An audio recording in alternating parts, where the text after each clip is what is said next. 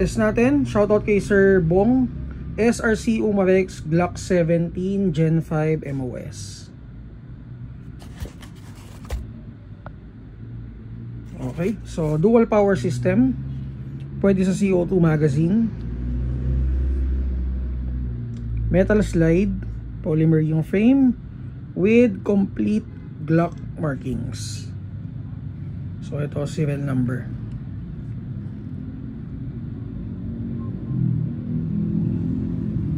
And then may kasama na rin siyang plates, guys. So hindi na kayo hahanap ng plates. Ito.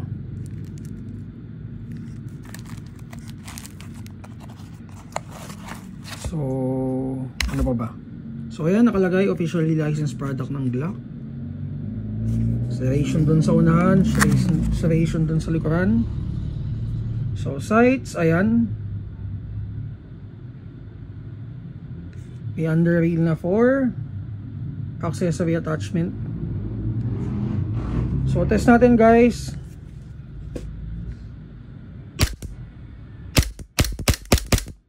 Ang gamit natin is gas magazine.